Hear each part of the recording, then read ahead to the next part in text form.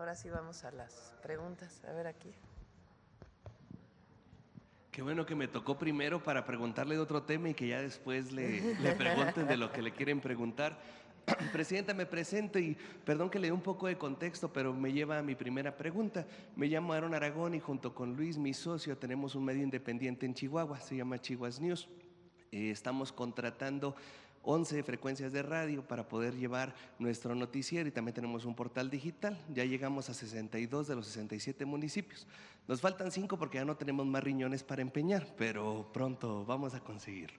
Después de que hicimos este esfuerzo, hemos logrado llevar la información y esta es mi primera pregunta.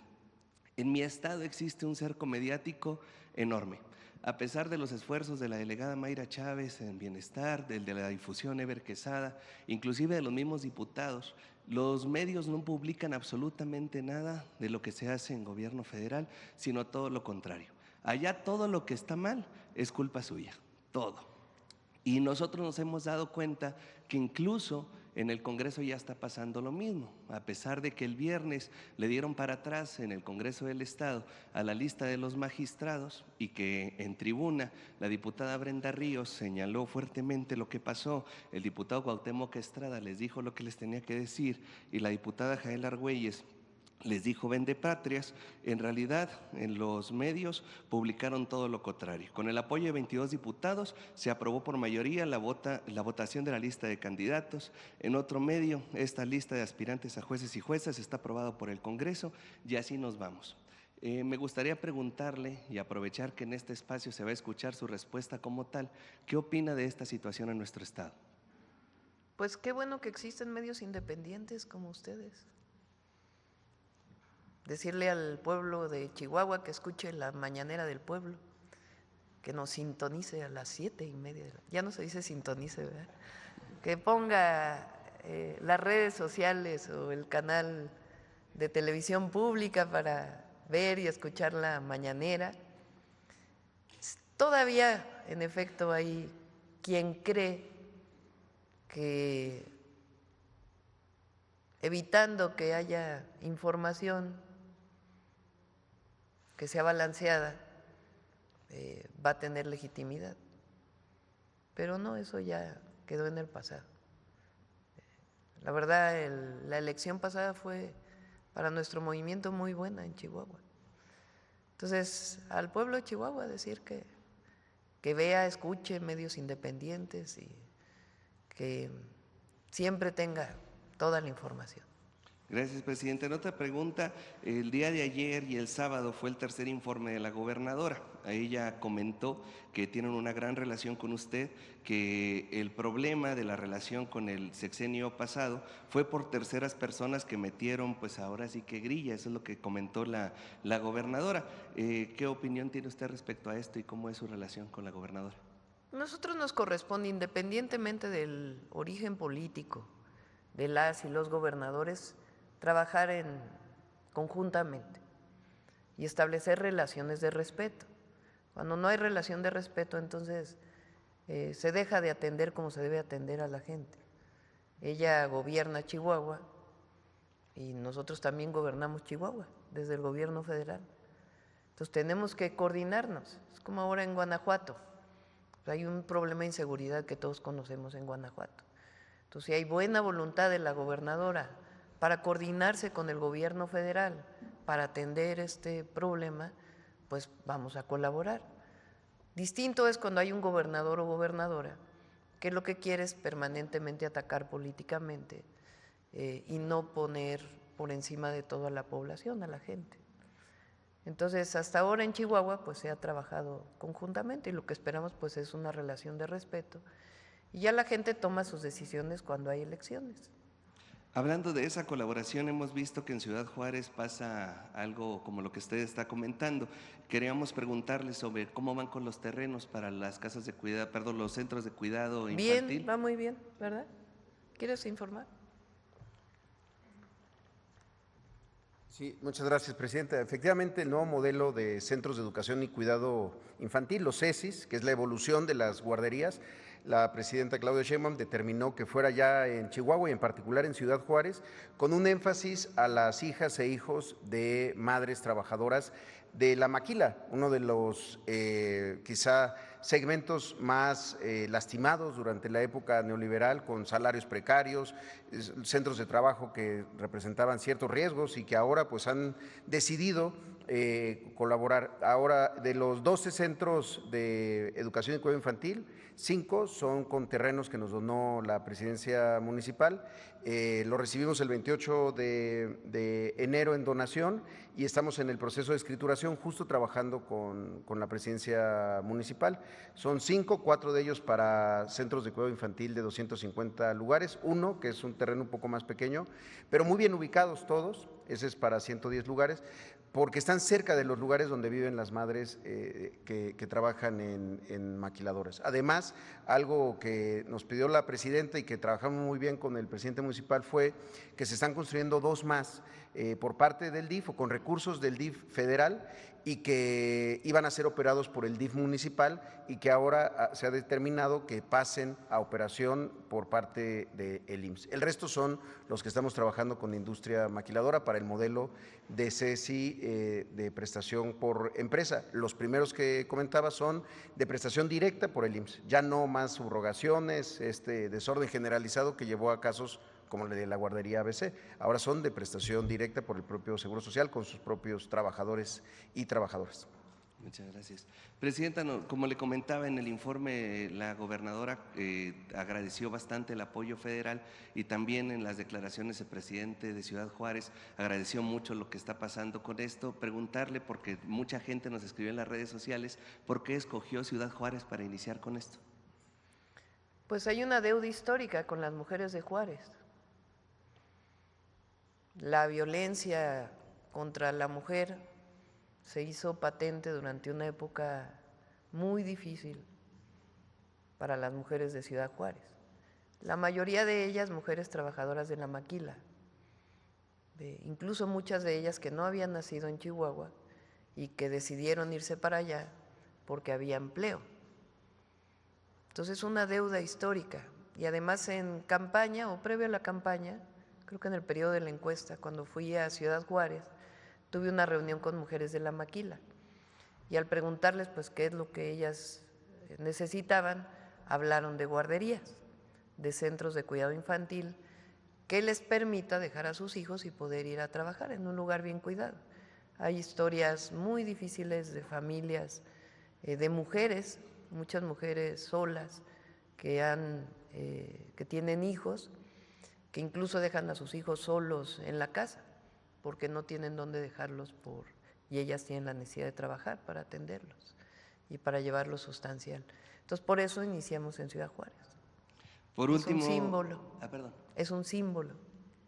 Por último, presidenta, como le comentaba ahorita, en su momento la diputada Brenda Ríos lo dijo en la tribuna local, criticó a los diputados de la oposición al gobierno federal por lo que pasó con la reforma, ya que allá la lista de los magistrados, el Congreso no quiso pasarla al IE, que sí quisieron quedarse con los jueces, pero con los magistrados no. Comentaron que son incómodos y también comentaron que pues quisieron filtrarlos. El exgobernador también se acusa a los diputados locales de que no quieren esta lista, ya que esposas y personas afines a ellos sí están en las otras listas. Entonces, preguntarle su opinión sobre esto.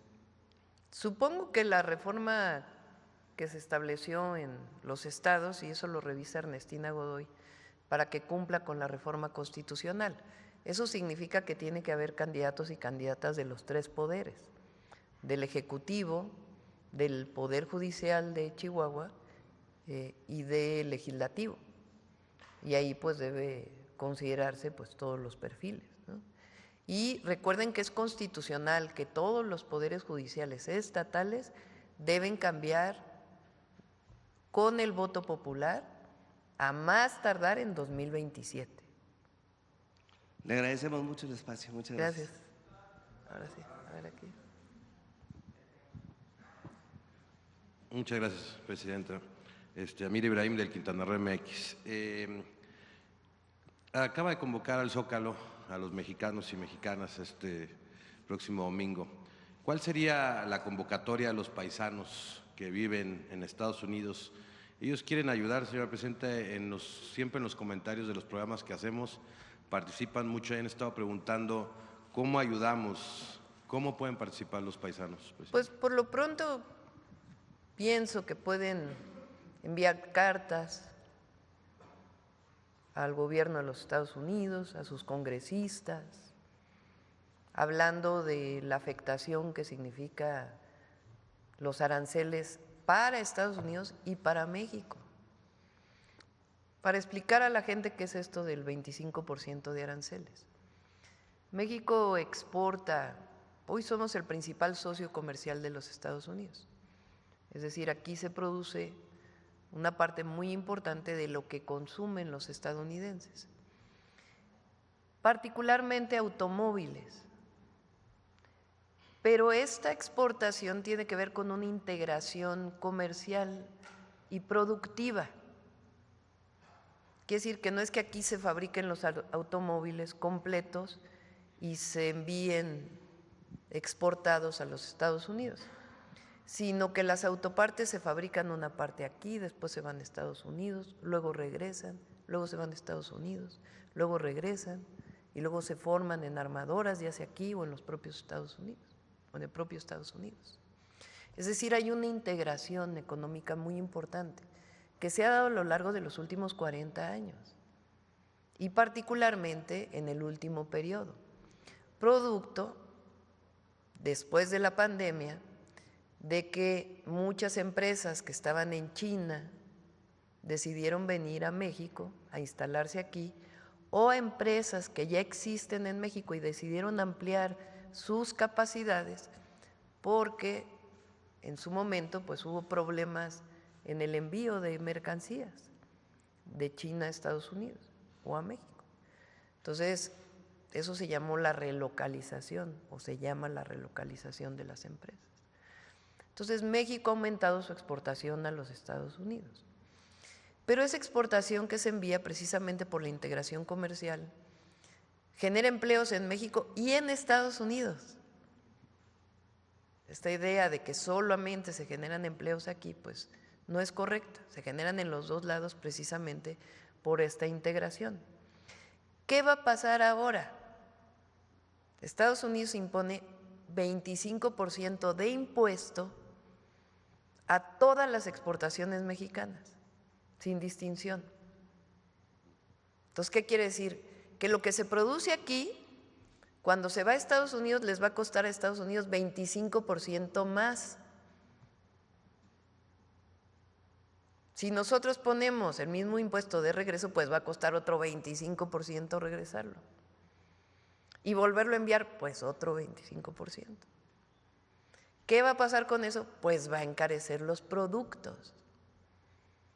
Ha dicho el presidente de los Estados Unidos que esto va a permitir que todas las fábricas de autotransporte o de vehículos se vayan para allá o de autopartes. No es tan fácil, porque los costos de producción en Estados Unidos son más altos, número uno. Y número dos, no es tan fácil trasladar una empresa de vehículos, armadora de vehículos que tiene su tiempo a otro país. Se requiere pues su tiempo para poder hacer este proceso. Entonces, por eso decimos, y esa es la información importante, lo que ocurrió es que le ponen un impuesto de 25% a todo lo que se exporta de México hacia los Estados Unidos.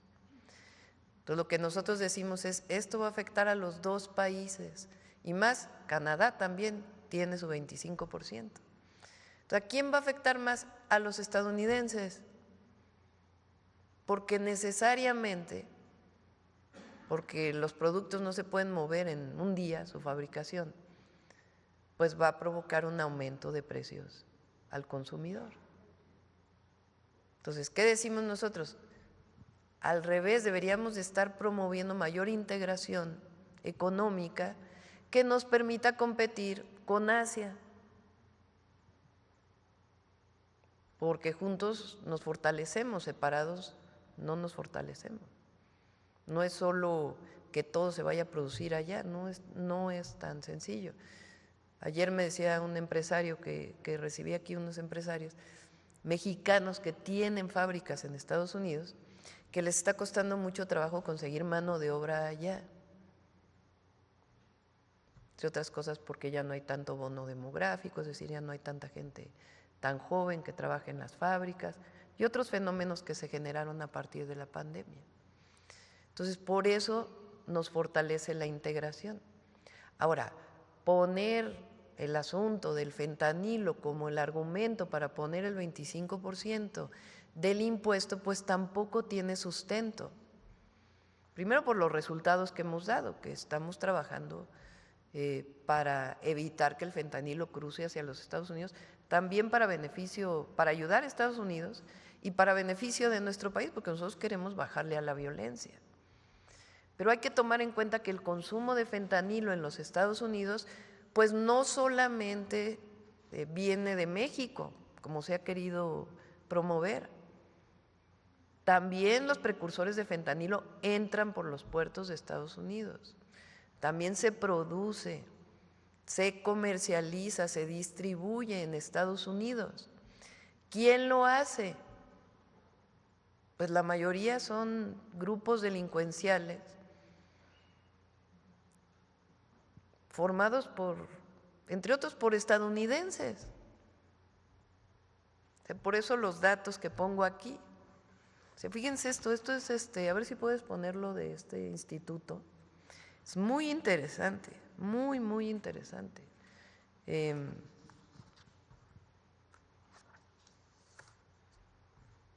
A ver si está ahí. Dice, datos de CBP. CBP es como aduanas y asuntos fronterizos. Es la institución que se encarga de eso en los Estados Unidos. Publicados en 2024 bajo una petición de información pública por un instituto que se llama el Instituto Cato, que es de Washington.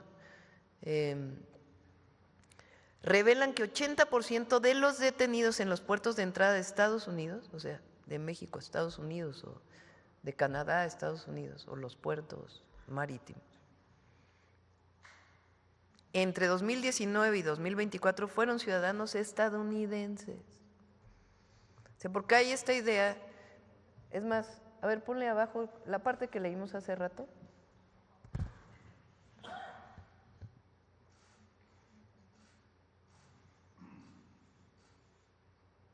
Esta parte que dice que se piensa que es la migración. ¿Es el primero? A ver, el primero.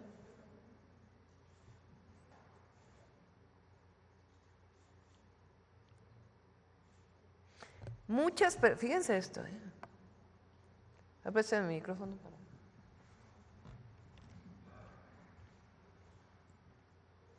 Este es un instituto de estos llamados grupos de trabajo, think tanks de los Estados Unidos en Washington. Fíjense su primer párrafo.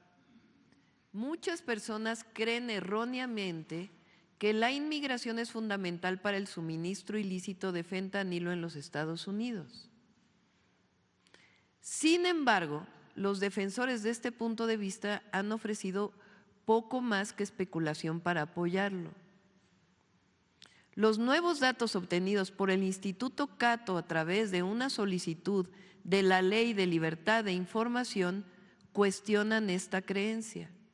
El nuevo conjunto de datos muestra que los ciudadanos estadounidenses comprendieron el 80% de las personas atrapadas, dice aquí, detenidas, debe decir, con fentanilo durante los cruces fronterizos en los puertos de entrada de 2019 a 2024.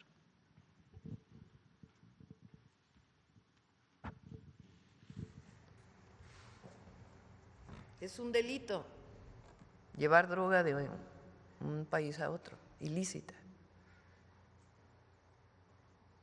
Pero según este instituto, 80% de las personas detenidas en Estados Unidos por este delito son estadounidenses.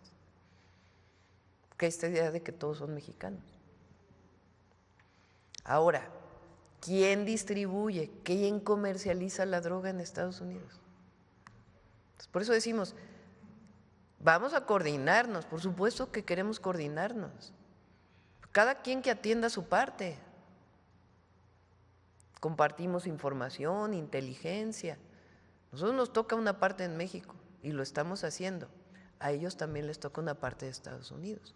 Y la otra muy importante, la crisis del consumo de opioides. Aquí está Alejandro Schwartz, que lo estudió mucho desde COFEPRIS. Tiene un origen en un fármaco que se promovió masivamente en los Estados Unidos. ¿Cómo se llama el fármaco? ¿Oxicodona? ¿Cómo, perdón? ¿Por qué no les platicas?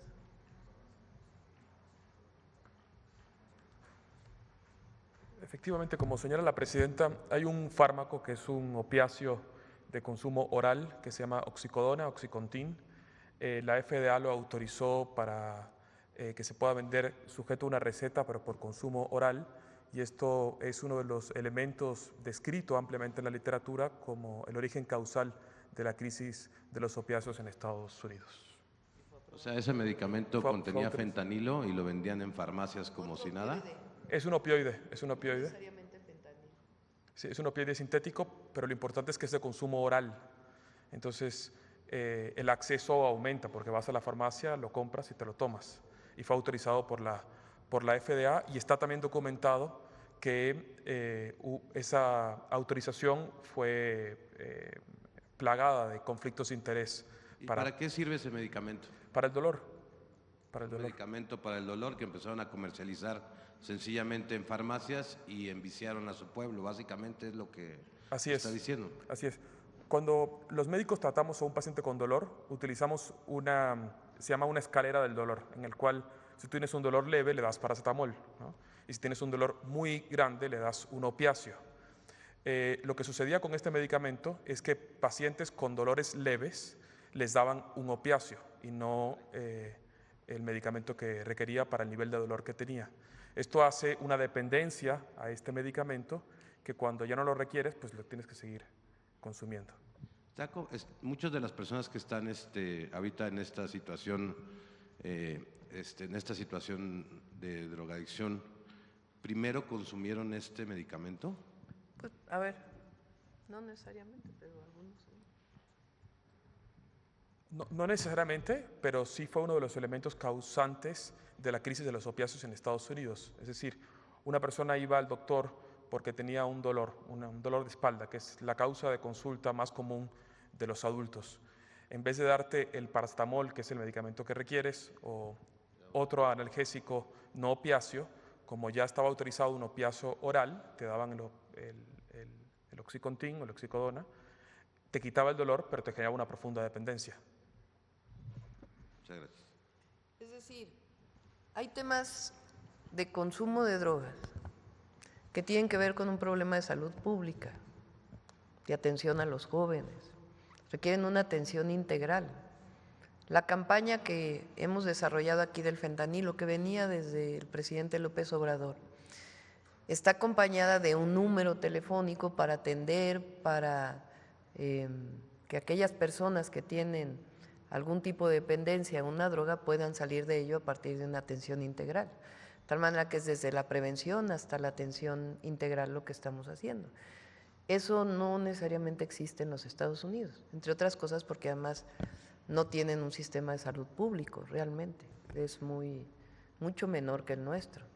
Con todas las fallas que tenemos nosotros tenemos 3 sistemas de salud pública que atienden a la población, allá no, nuestros paisanos lo saben. Entonces por eso decimos, no puede ser que el tema sea México es el responsable del consumo de opioides en los Estados Unidos. O sea, no, a ver, cada quien que asuma su parte de responsabilidad. Nosotros vamos a colaborar siempre, porque como lo he dicho, no queremos que el fentanilo llegue a ningún lado, fentanilo ilegal, ni a Estados Unidos, ni a México, ni a ningún lado, porque es una droga sumamente adictiva que hace un terrible daño y no queremos que ninguna droga llegue a ningún lado. Y en eso estamos trabajando, desde la parte de salud pública, prevención, hasta la parte que tiene que ver con todos los delitos que se cometen por el tráfico de las drogas. Entonces, por eso decimos, nos coordinamos, colaboramos. Esta semana tenemos pactada una llamada con el presidente Trump. ¿Qué día? Probablemente el jueves. Entonces, vamos a esperar también. De todas maneras, si ellos, como lo dije ayer, nosotros este plan ya lo tenemos desde hace tiempo, desde que entramos al gobierno. Es el plan que, en caso de que continúen los aranceles, vamos a anunciar el domingo en el Zócalo. Y nos importa porque cualquier consecuencia que pueda tener los aranceles en términos de la economía de nuestro país, que tiene sus consecuencias, primero no asustarse, porque los mexicanos y mexicanas siempre salimos adelante y vamos a salir adelante frente a cualquier adversidad. Y además juntos, y yo estoy convocando a que en esto entremos todos los mexicanos y mexicanas, a este desafío que se nos presenta. Pero la responsabilidad, como lo decía ayer, de los aranceles, pues es una decisión del gobierno de los Estados Unidos, una decisión unilateral del gobierno de los Estados Unidos. O sea, en estas semanas, en este mes, pues hubo varias reuniones, una reunión muy importante en Washington, llamadas telefónicas, una reunión muy importante en Washington, donde se tomaron acuerdos de coordinación para el tema de la seguridad, del tráfico de drogas y del tráfico de armas. Entonces, no es que haya habido una cosa de que nosotros no queríamos coordinar, no, al revés. Estamos trabajando, nos coordinamos siempre en el marco de nuestra soberanía. Entonces, ¿cómo en medio de un acuerdo de coordinación, pues hay una decisión del gobierno de Estados Unidos que de todas maneras se pone el 25% de aranceles? Entonces, esta decisión es una decisión unilateral del gobierno de los Estados Unidos. Nosotros nunca nos vamos a cerrar al diálogo, al contrario, siempre están las puertas abiertas, pero nosotros también tenemos que tomar nuestras propias decisiones para proteger a las industrias nacionales y extranjeras que están en México y para proteger a nuestro pueblo. Y no queremos entrar en una guerra comercial, nadie está… Eso solo afecta a la gente, solo afecta a la gente. Para no salirme del tema, Presidenta, ¿a qué atribuye usted, si los datos no acompañan al presidente Trump en cuanto al fentanilo y este tipo de situaciones? Y además, pues se ha visto una estrategia de seguridad a partir de que usted asumió el mando del país muy fuerte y han estado capturando, digamos, personas del crimen, y estos 29 que se fueron también para Estados Unidos. Y no acompañan los datos. ¿A qué atribuye usted la decisión unilateral? ¿Por qué cree, si no es el fentanilo, a qué se le atribuye? Y como pregunta, otra pregunta aparte, en mi estado, Quintana Roo, tenemos mucha relación con personas americanas. Llegan 30 millones de turistas a nuestro estado al año, y muchos de los prestadores de servicios, muchas de las personas del pueblo de Quintana Roo, que son meseros, que tienen relación con el pueblo, pues con los americanos y con los canadienses, si les podría dirigir algún mensaje en cuanto a pues cómo tratarlos, cómo atenderlos, y cómo sería como el mensaje de solidaridad con ellos, porque no creo que todo el pueblo americano esté a favor de estas medidas contra el pueblo de México. Al contrario, somos un pueblo, y en Quintana Roo yo lo veo todo el tiempo, que somos un pueblo amigo, que nos llevamos muy bien con ellos, todo el tiempo estamos en constante buena convivencia, ¿no? ¿Y cuál sería como el mensaje al pueblo de Quintana Roo, que atiende a muchos americanos, y a qué atribuye usted el tema de Trump? Gracias, presidente. Pues siempre hay que hacer nuestro trabajo con respeto a todas las nacionalidades. No es un tema del pueblo de Estados Unidos.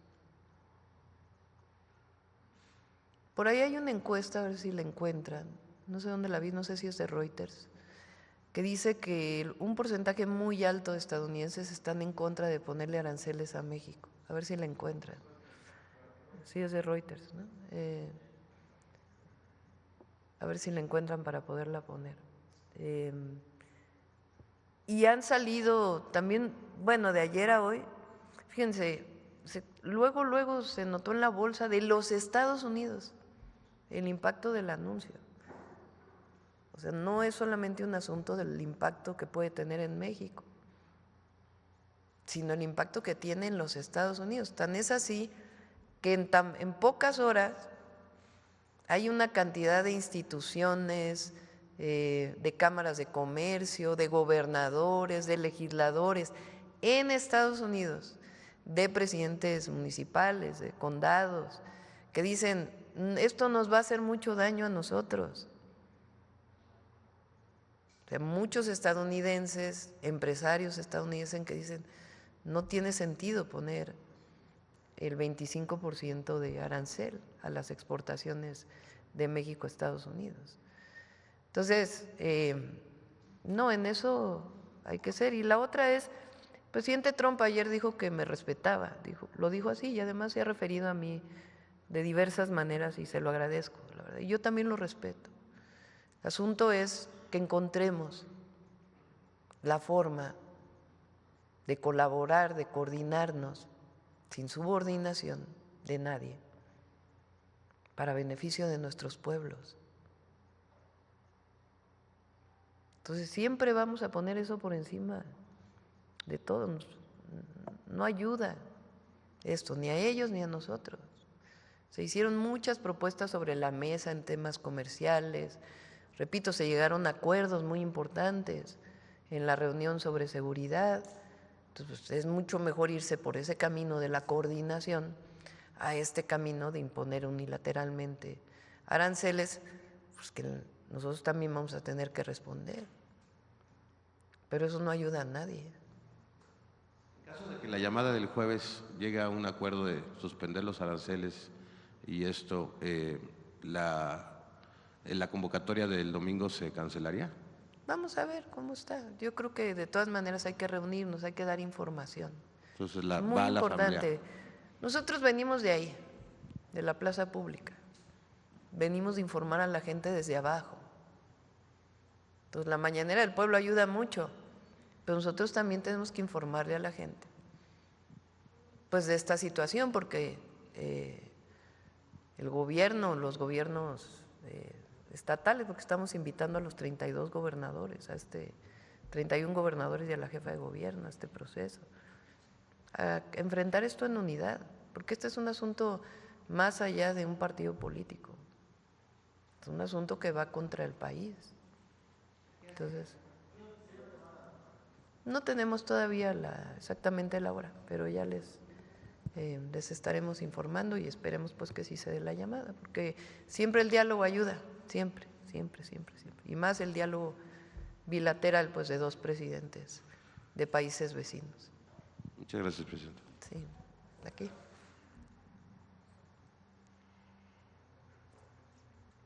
Muchas gracias, presidenta. Aurora Castillejos, Canal 14 CPR y también Altavoz Radio. Preguntarle, presidenta, ¿cómo está la economía mexicana? ¿Cómo va la fortaleza de la economía para enfrentar estas declaraciones que ha dado el presidente de Estados Unidos, Donald Trump?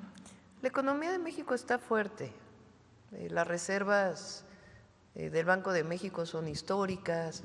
Ayer dio Zoé los datos de empleo, son históricos. El salario es histórico. Los programas sociales, los programas de bienestar ayudan mucho porque promueven el mercado interno. Imagínense, estamos hablando de casi 3 puntos del PIB que se distribuyen a las familias mexicanas desde abajo, un poquito menos, que llegan a las familias. Y eso, ¿qué hace? Pues promueve el consumo o el ahorro, pero principalmente el consumo. Al promoverse el consumo, el mercado interno, pues apoya desde el pequeño empresario hasta el gran empresario. Entonces, en ese sentido, el aumento salarial también.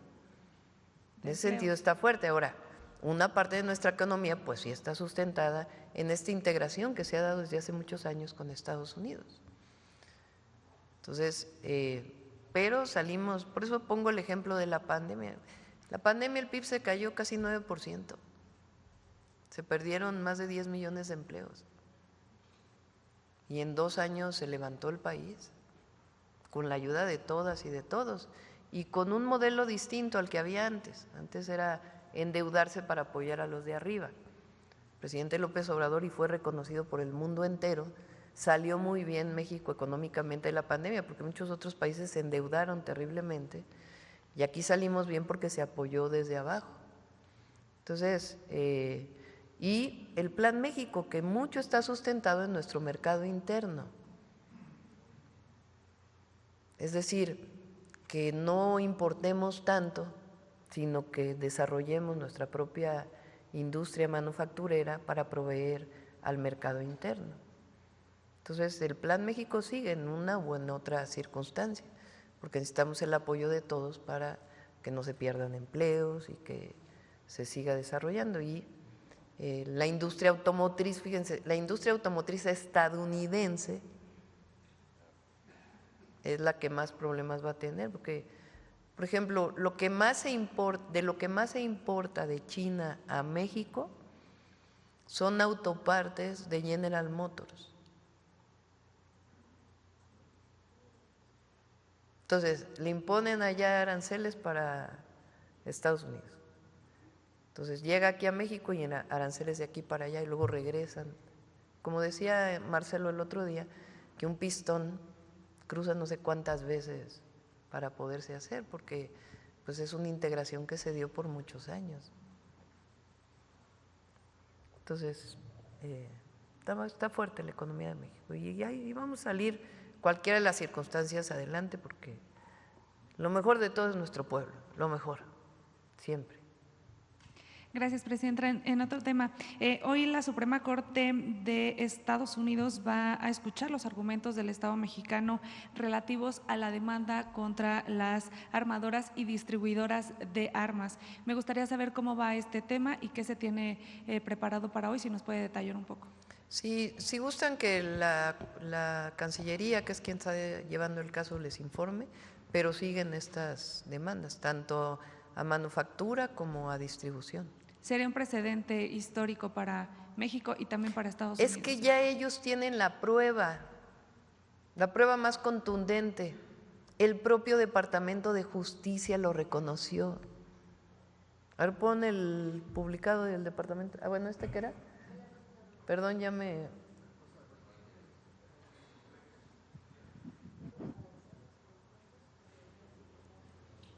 ¿55%? ¿Qué es? No, pero yo vi uno que era el 70%. A ver si me lo encuentran por ahí.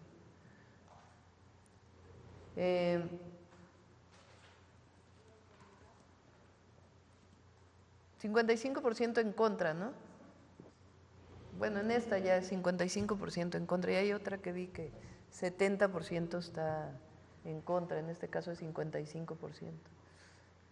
Ponlo del Departamento, a ver si lo tienen, de Justicia de Estados Unidos del 8 de enero. El 8 de enero, apenas el 8 de enero, el Departamento de Justicia de los Estados Unidos reconoció que el 74% de las armas incautadas en México provienen ilegalmente de los Estados Unidos. La Fiscalía, aquí lo informó el fiscal, tiene también carpetas relacionadas con eso, con cada arma. Entonces, eso es una prueba muy, muy contundente. A ver si me encuentran el pedacito donde dice que el 74%.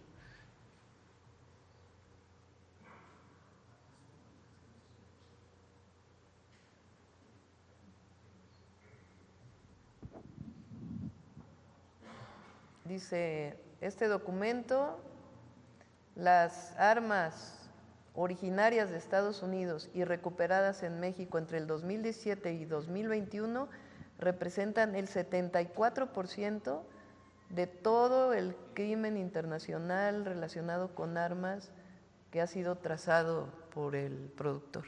O sea que hay trazabilidad desde el productor. Es muy fuerte. Es una prueba muy contundente porque es el propio Departamento de Justicia quien reconoce eso a partir de una investigación. Claro, solo para detallar, ¿nos podría Cancillería? Nos decía Sí, que tendría que Cancillería dar puede informar. algún comunicado si lo puede emitir más tarde. Sí, sí, sí. Muy bien. Gracias, Presidenta. Gracias. Acá.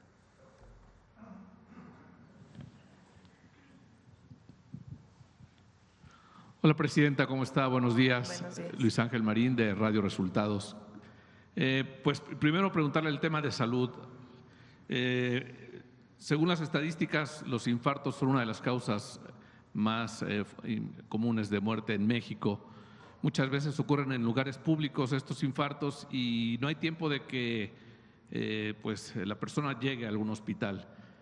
No sé qué tan viable sea que, como parte de protocolos de protección civil en lugares públicos como restaurantes, cines, sea requisito obligatorio instalar desfibriladores y capacitar al personal para atender a personas en caso de que pudiera darse este tipo de incidentes.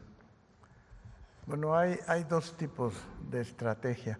Una que ya está implementada es el código infarto, que permite que cuando una persona sufre un dolor que sospecha que es un infarto, pueda acudir a cualquier sitio para ser atendido. Hay en este momento salas de hemodinamia donde te pueden poner un anticoagulante, trombolisis y además convertir para que entre en ritmo cardíaco.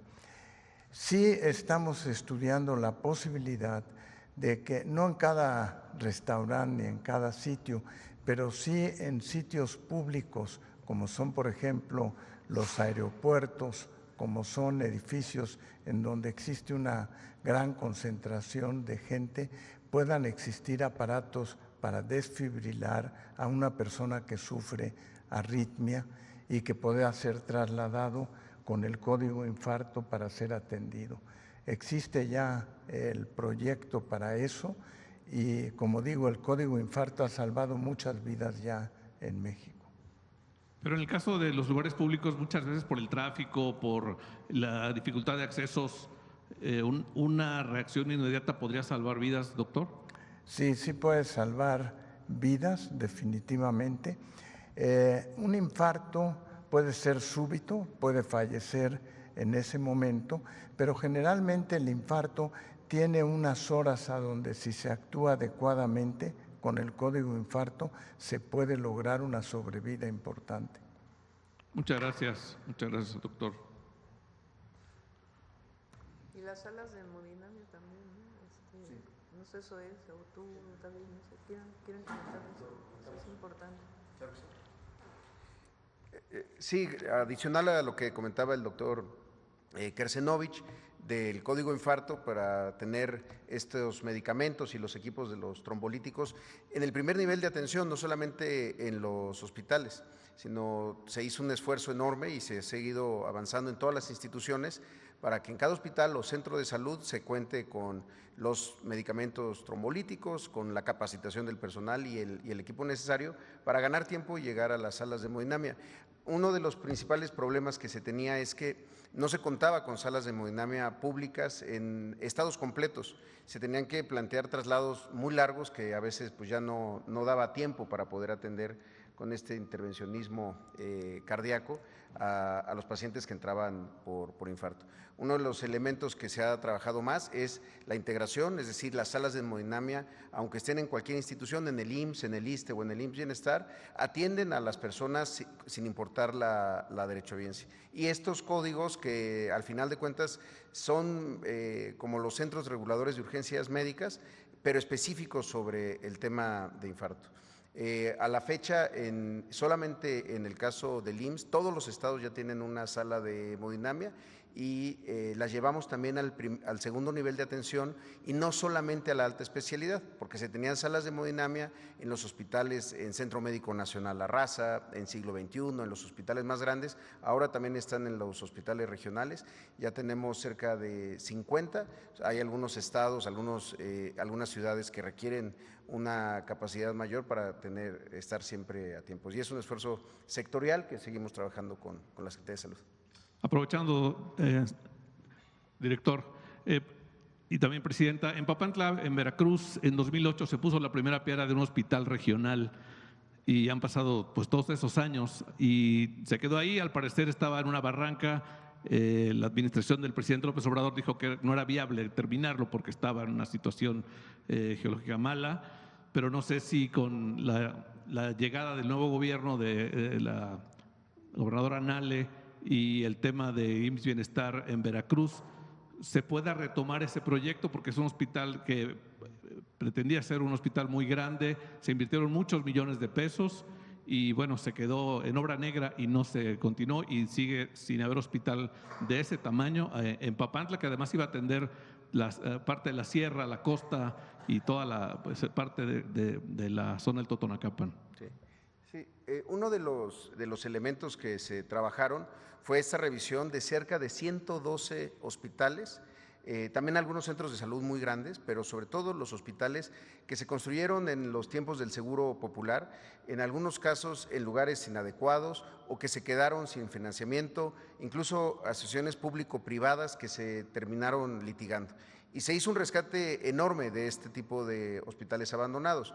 Ahí está el caso justamente de Ciudad Juárez, ahora que preguntaban, un hospital del Seguro Popular abandonado e inaugurado sin que estuviera en funcionamiento hace 10 años y que entró el Seguro Social para poderlo prácticamente construir de cero y echarlo en operación. Lo mismo en Ticul, que ahora estamos concluyendo ese hospital, un APP que había hecho el gobierno de entonces de Yucatán, que también quedó abandonado, y así hay otros en Jalisco, en Arandas, en fin. Ahora, el gobierno de Veracruz, el gobierno de Cuitláhuac García, hizo un esfuerzo muy grande por recuperar muchos hospitales que también estaban ahí en problemados, abandonados, pero sí ha habido algunos casos, de Papantla, otro en Oaxaca, en Matías Romero, que incluso se construyeron en lugares que no eran aptos para la operación de un hospital, ya sea por temas de protección civil o que la propia construcción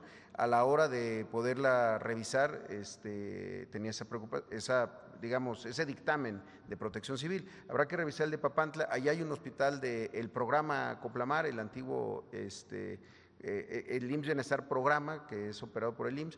También se están rehabilitando muchos de estos hospitales, son hospitales que ya tienen más de 40 años, pero están muy bien construidos. Esa es una cosa como para analizarse. Muchos hospitales que llevan muchos años tenían métodos de construcción muy eficientes, que no tenían una vida útil, como ahora se piensa que los hospitales casi son desechables, y no debe de ser así, tienen que ser construcciones que duren durante mucho tiempo. Y en ese sentido, con la Secretaría de Salud, algo que nos pidió la presidenta es que hemos trabajado sectorialmente para que el crecimiento de cualquiera de las instituciones, por ejemplo en el caso del IMSS, no ocurra solamente en donde el IMSS tiene mucha derechohabiencia y mucha necesidad de crecer, sino donde se identifican desiertos de atención y todo el sector, es decir, toda la población requiere de una instalación de esta naturaleza, de un hospital. Y también algo que se está trabajando mucho es fortalecer el primer nivel de atención. En muchos casos escuchamos estas exigencias, generalmente son muy legítimas, de queremos un hospital, pero muchas veces no se cuenta ni siquiera con un centro de salud, con buenos equipos de diagnóstico, con consultorios de medicina familiar, y el enfoque preventivo que estamos trabajando con la Secretaría de Salud depende también muchas veces de eso. 80% de las enfermedades se pueden atender en el primer nivel de atención, pero desde luego que vamos a revisar el caso específico de esa instalación en Papantla. Muchas gracias, director. Presidenta, el día de ayer el Metro de la Ciudad de México tuvo un caos en las líneas 8 y 9. Recientemente la jefa de gobierno anunció 23,000 millones de presupuesto para el metro. También se han anunciado por parte del gobierno federal y del gobierno capitalino pues la construcción de más obras para transporte público. ¿Qué recomendaría usted? Fue jefa de gobierno, ¿qué recomendaría para, antes de empezar a construir nuevos proyectos, poner al 100% de funcionamiento el metro? ¿Qué recomendaría, presidenta? Sí, a nosotros nos tocó la renovación completa, pues prácticamente una nueva línea, la línea 1 del metro. Todavía tiene varias estaciones que han tenido cierto retraso por la dificultad en la construcción y la operación, porque llevan sistemas completamente nuevos, totalmente automatizados. Lo hicimos porque la línea 1 del metro tenía más de 50 años. Y recuerden que la Ciudad de México pues tiene, por la sobreexplotación del acuífero, hundimientos en ciertas regiones. Entonces, tanto por esa razón como por el propio uso se fue desgastando y el objetivo fue la línea 1. Se hicieron además pues varios temas en la línea, no sé si es la 9 o la 7, que sale de Pantitlán, creo que es la 9, ¿no? Saliendo de Pantitlán había por lo mismo un desnivel muy grande en la salida. Ya no me tocó a mí inaugurarlo, lo inauguró Martí, pero se tomó la decisión de rehacer completamente un puente para evitar pues cualquier problema. Y también se hicieron renovaciones de trenes y un sistema completamente distinto de compra de equipo. El metro pues requiere su mantenimiento y sobre todo su rehabilitación, digamos, mayor en muchas de las líneas que ya tienen mucho tiempo. Por ejemplo, la línea 3 requiere nuevos trenes, la línea A, que es la que va por todo Zaragoza, requiere una renivelación. Si ustedes van por Avenida Zaragoza, por Calzada Zaragoza, tiene como vados que son producto justamente de estos desniveles por la sobreexplotación del acuífero y los hundimientos. Nosotros vamos a ayudar en la línea A. Se va a terminar la línea 12 del Poniente, que lleva muchísimos años sin poderse terminar, y el interurbano que llega hasta Observatorio. Pero está haciendo muy buen trabajo, Clara, muy buen trabajo. La última pregunta, en el tema de aranceles, en el tema de Trump. Prácticamente Trump está instalado en una posición de ser villano del mundo. La forma en que trató a Zelensky fue lamentable. La forma que quiere convertir la Franja de Gaza en un centro turístico inmobiliario también es terrible después de todo lo que ha pasado con las matanzas de niños en Gaza, en Palestina. Y ahora pues los aranceles que desestabilizaron las bolsas. Estamos pegados a Estados Unidos, tenemos una dependencia comercial muy fuerte de nuestras exportaciones, casi el 80% son para ese país. Tomando en cuenta estas decisiones de Trump, que parecen ser así como de una película de Marvel, como está pasando en Capitán América, que el presidente está manipulado, o sea, vi la película y dije, güey, qué cosa qué comparación tan fuerte. Y diría, presidenta, ¿cómo evitar desconectar tanta dependencia comercial con Estados Unidos, buscar acuerdos comerciales? Europa está también muy molesta por esta situación. Muchos países, todo el mundo está prácticamente en contra de las decisiones de Trump. Presidenta, gracias. Sí, a nosotros nos corresponde respetar al presidente Trump. Finalmente es electo por su pueblo y nos toca respetarlo, aunque no estemos de acuerdo en muchas de las decisiones que toma, particularmente las que afectan a México. Pero buscamos siempre un diálogo, una coordinación, siempre. Independientemente de cualquier tema, nosotros tenemos que buscar la coordinación, además por la protección también en los mexicanos que están del otro lado de la frontera, que es muy importante para la propia economía de Estados Unidos, como lo hemos dicho muchas veces, y además saludamos a nuestros paisanos. De consolidarse este tema de los aranceles, hay que hacer una evaluación muy importante de la diversificación geográfica de la economía mexicana. Porque durante 40 años, esa es, digamos, la fortaleza de los tres países, Canadá, Estados Unidos y México. Tiene una fortaleza la región Norteamérica por su tratado, que nos ha permitido crear empleo en los tres países, mejorar el bienestar y competir de mejor manera con otras regiones. Ahora, al poner 25 de aranceles, pues en realidad se está violando todo el tratado comercial, ¿verdad? Que también pues tiene su parte jurídica que hay que encaminar. Entonces México, además del Plan México como estaba planteado, pues tenemos que estar pensando también en fortalecer la inversión en nuestro país, porque es eso principalmente. México, parte del problema que tenemos, fíjense, aumentaron las exportaciones en 8, 9% anual en los últimos 4 años.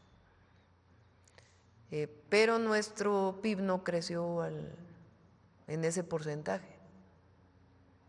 ¿Por qué razón? Uno, porque muchas son empresas extranjeras cuyos ganancias se los llevan fuera de México. Esa es una parte importante.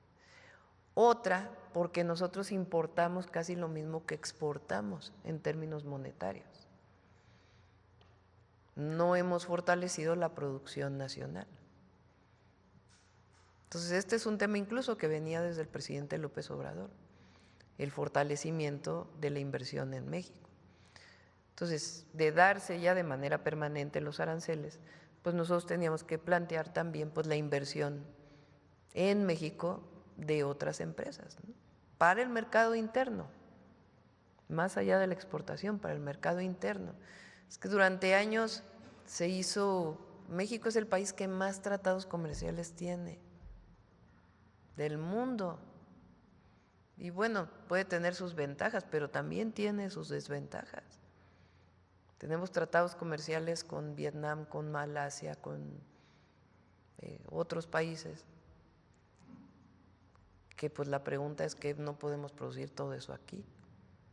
Presidente, en caso de que haya falta de venta, o se paren las exportaciones de productos mexicanos, ¿habría apoyo para productores de aguacate, pues otros productos? El apoyo tiene que venir de abajo.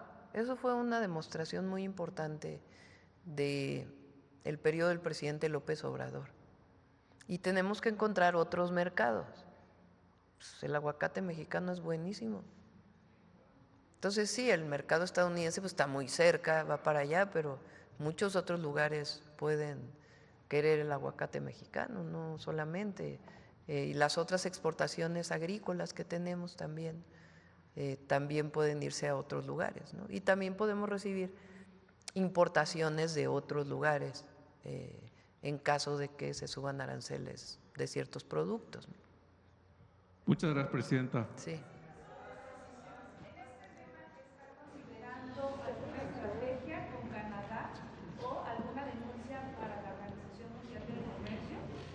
Sí hay vía jurídica, ya lo vamos a anunciar el domingo, pero tiene su vía jurídica, que es muy importante que se lleve, y también pues la parte de las medidas, arancelarias y no arancelarias. Pues habría que hablar con ellos, habría que hablar con ellos. A ver aquí. Gracias, Presidenta. Nancy Rodríguez, de Oro Sólido y Empuje Migrante. Precisamente ayer la licenciada Tatiana Cloutier anuncia que regresa y precisamente al Instituto de Mexicanos en el Exterior. Y pues obviamente su papel va a ser muy importante, y sobre todo ahora pues revisando los consulados en Estados Unidos. Presidenta, quiero yo informarle que de acuerdo a las investigaciones que hemos hecho y las visitas que también hemos hecho a los consulados, por ejemplo, el hermano de Emilio Gamboa Patrón, del priista Emilio Gamboa Patrón, estuvo como cónsul en varios consulados, brincaba de uno a otro.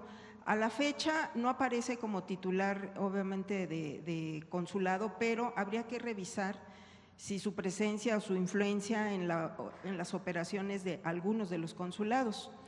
Esto también es muy importante, Presidenta, porque fíjese que ellos tenían como mecánica hacer torneos de golf los fines de semana, y pues obviamente por eso es que ahora están muy enojados, porque los hacen trabajar sábados y domingos a los cónsules y a los subcónsules que también pertenecen al sistema de servicio exterior mexicano. Entonces sería muy importante vigilar esto, y sobre todo, Presidenta, que hasta la fecha de los más de 50 consulados que hay en Estados Unidos, solo 6 cónsules llegaron con el presidente Andrés Manuel López Obrador. Con usted todavía no tengo conocimiento que haya nombrado alguno. ¿Tiene algo? Rutilio, nada más en Miami. Sí. Rutilio, sí, tiene razón. ¿Tiene algún comentario en relación a esto? Lo comenté hace unos días, estamos revisando los consulados y de ser necesario y dentro del marco de las características de los servidores públicos de relaciones exteriores, cambiarlos. Tenemos noticias, pues, porque también tenemos mucha comunicación con organizaciones de migrantes o migrantes sencillamente que se comunican con nosotros, de que, por ejemplo, el mecanismo que establecimos para simplificar todos los trámites, de hacer las citas, etcétera, etcétera, no se ha implementado en muchos consulados. Cuando pues era una, si no obligación escrita por ley, pues sí, una obligación hacerlo, porque es para beneficio de las y los mexicanos que viven en Estados Unidos. Y también de algunos consulados pues que no han tenido la empatía, o cónsules que no han tenido la empatía suficiente para poder atender en este momento a nuestros hermanos de allá, porque pues claro que en algunos lugares particularmente pues tienen preocupación, están asustados y hay alguna redada en algún lado, etcétera. Entonces nosotros nos comprometimos a que todos iban a tener asesoría legal y están dadas todas las condiciones para ello.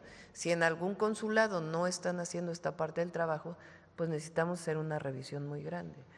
Se va un equipo de la Agencia de Transformación Digital a los 50 consulados para asegurarse de que toda la simplificación administrativa se está instalando y que todo el mundo esté enterado. Pero aparte, pues, con el canciller estamos haciendo una revisión porque es un momento en donde siempre, pero en particular ahora, pues tienen que sentir todo el apoyo de los consulados. Sí, y Presidenta, lo que pasa es que en los consulados hay muchos personajes así como el hermano de Emilio Gamboa Patrón, el priista. Por ejemplo, también usted recordará este desvío de 1.500 millones de pesos a Josefina Vázquez Mota, la panista Josefina Vázquez Mota.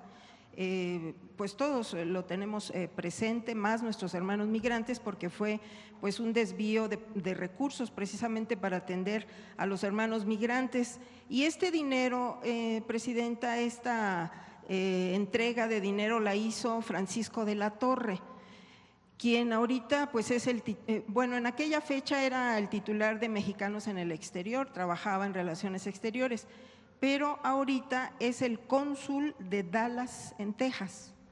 Entonces, esto fue la entrega de este dinero a Josefina ¿No es una mujer la que está en Dallas? ¿No? Bueno, lo revisamos. Sí, es Francisco de la Torre, se llama él, y fue el que hace unos años le denunciamos aquí, pues que había mandado llamar a la policía y llegó hasta el FBI a desalojar a los hermanos migrantes. Y la subcónsul que estaba ahí con él, pues ahorita también ya le dieron otra como titular de consulado allá en Estados Unidos. Entonces, pues sí, por lo menos… Vamos a revisar. Ajá. Lo principal es que se atienda bien. Exacto. No solamente profesionalmente, sino con cariño, con amor a los y las mexicanas que viven allá. Entonces, eso es lo principal.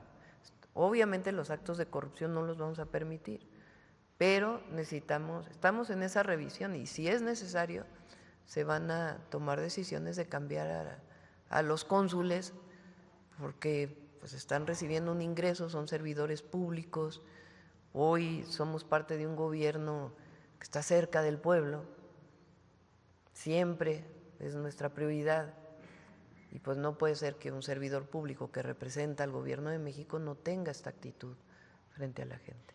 Y así es, la mayoría, incluso revisé ahorita sus redes sociales del cónsul de Dallas y me tiene bloqueada en Twitter, no sabía, o sea, pues sí, iba yo a revisarlo y me tiene bloqueada.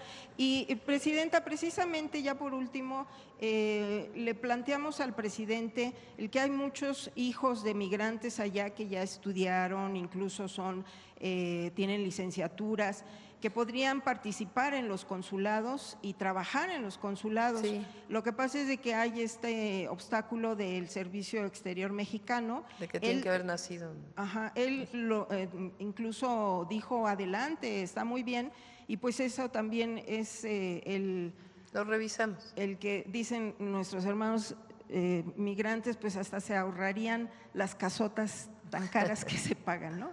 Entonces, pues algún comentario en relación de esto. Sí, vamos a revisar. Y el mensaje a los mexicanos y mexicanas allá que estamos revisando todo el funcionamiento de los consulados.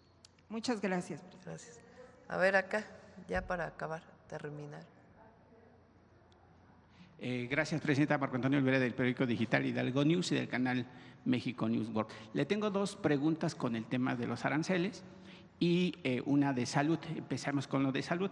Si me lo permite, en el estado de Hidalgo se acaba de dar a conocer a través de la Auditoría Superior de la Federación que Omar Fayad, ahora embajador de México en Noruega y ex gobernador del estado de Hidalgo, bueno, pues no entregó un hospital ubicado en San Agustín Tlaxiaca con un valor de 500 millones de pesos y hoy obviamente pues no se puede integrar al IMSS Bienestar. Ahorita que está aquí Zoe Robledo, quisiera saber si me permite que nos explique qué está pasando con ese hospital y ese desvío de dinero y que además, bueno, premiar a un corrupto como Omar Fayad con una embajada en Estados Unidos es terrible, presidenta, porque en el hospital, por ejemplo, en el hospital de mi pueblo, que es de San Agustín, pues yo le puedo asegurar y le firmo un papel en blanco que usted no va a encontrar una jeringa ni un paracetamol.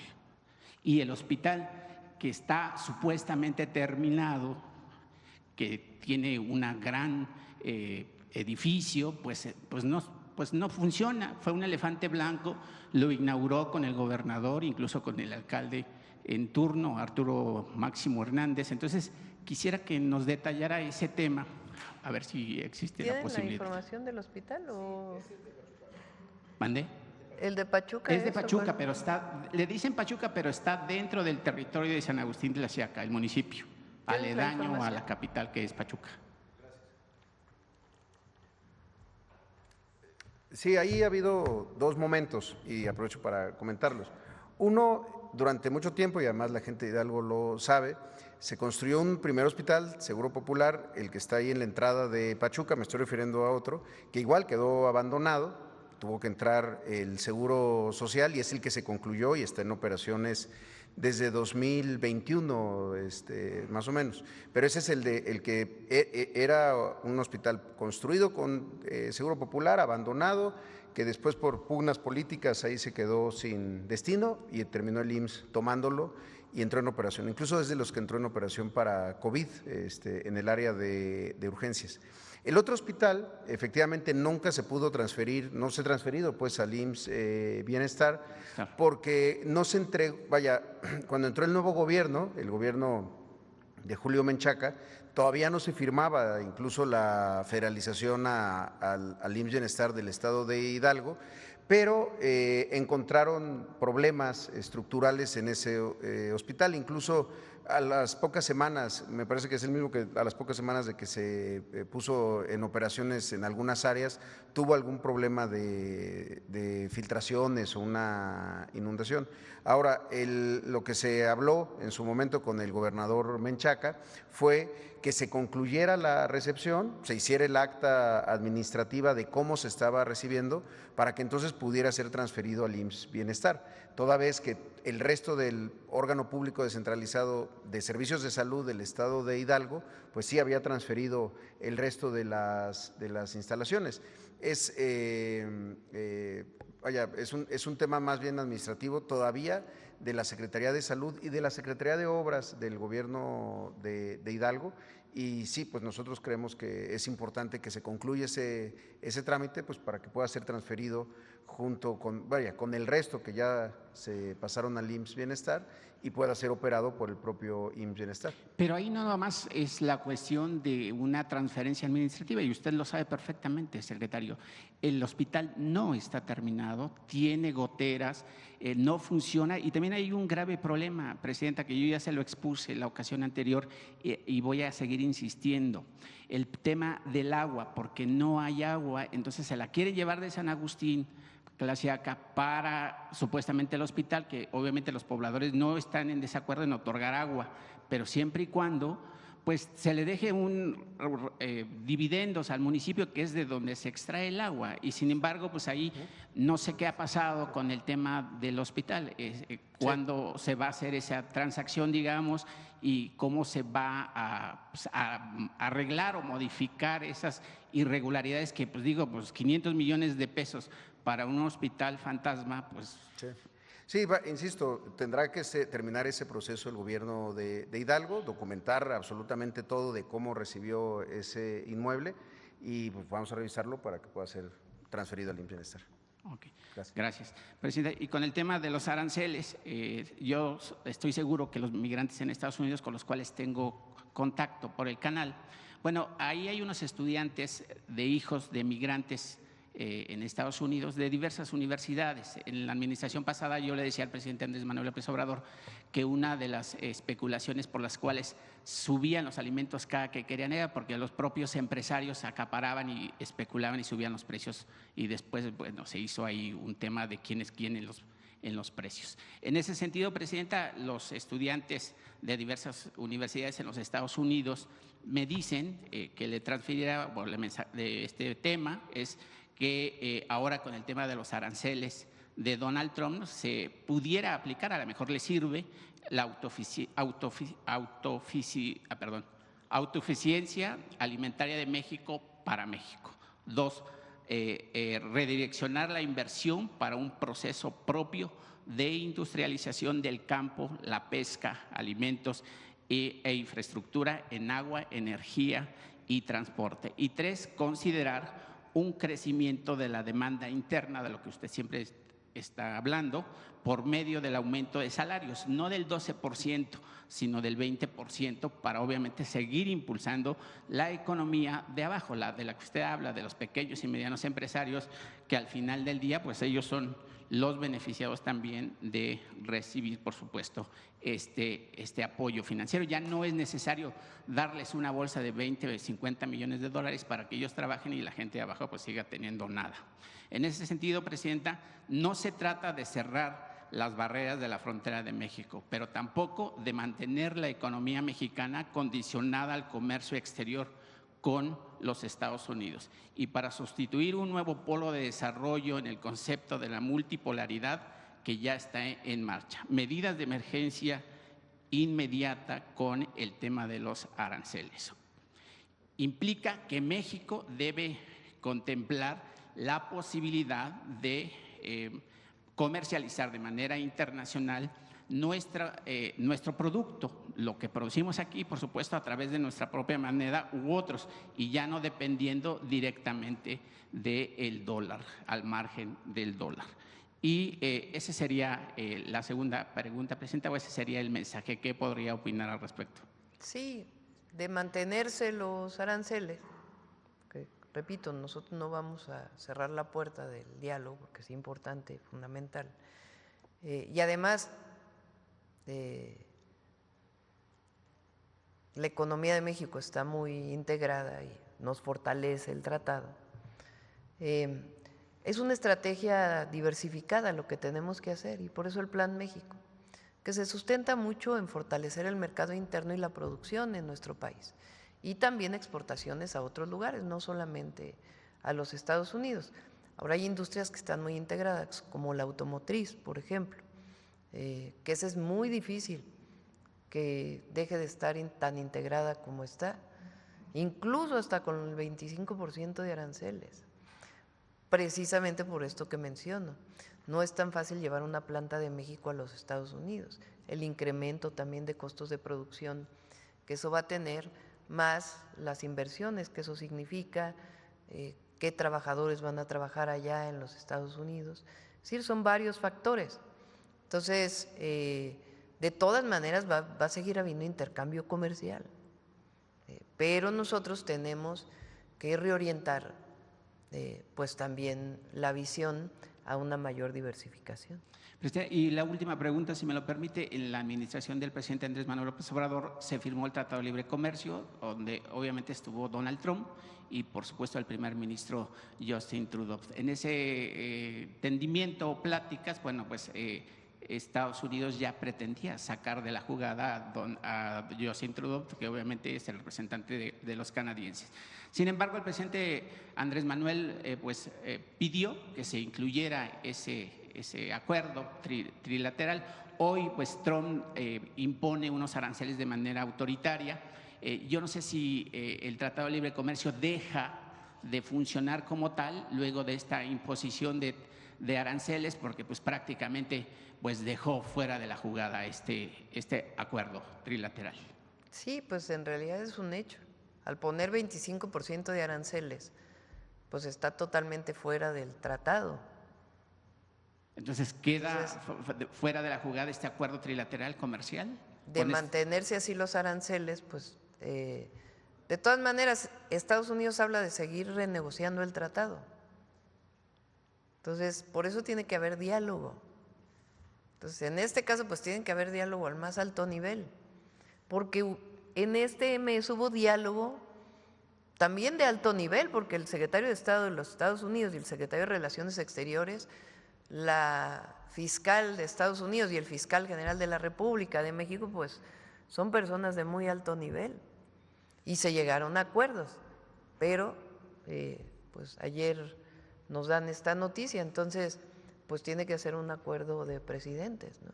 Entonces, por eso digo que no hay que cerrar la puerta nunca del diálogo y estar manteniendo, pero nosotros también, en caso de que se mantengan estos aranceles, pues nosotros también vamos a tomar medidas que protejan a nuestra economía. Gracias, presidenta. Buenos días. Bueno, cerramos, compañeros, compañeras, cerramos. Son 9:16, ya mañana es otro día. Mañana seguimos con la Mañanera del Pueblo. Muchas gracias a todas y a todos. Buenos días, buenos días, buenos días. Mañana, buenos días.